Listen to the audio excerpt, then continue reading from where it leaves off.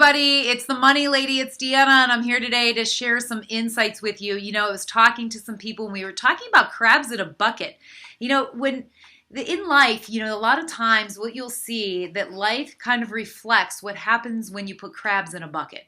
So if one crab is in a bucket, guess what? That crab is going to climb out and go to freedom, go to what its God-given gifts and talents are. But you put two crabs in a bucket, those crabs will die in the bucket.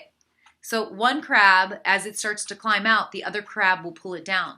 Then that crab, as it starts to climb its way out, the other crab will pull the other one down.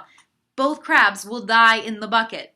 I mean, that happens. You see those crabbing shows, and they have thousands of crabs, but they don't have a lid on that thing because those crabs will always pull the other crabs down.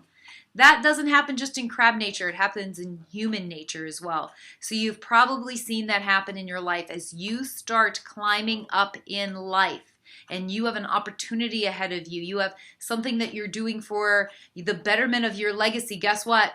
People start becoming the crabs in your bucket.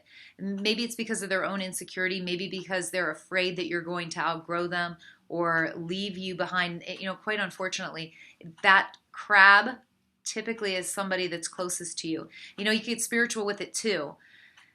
Sometimes, quite honestly, it's the enemy coming after you. As you start climbing up to your God-given greatness, he wants to pull down on you. And sometimes he will speak through some of the people you love the most and see if he can pull you down just a little bit and keep you in that bucket.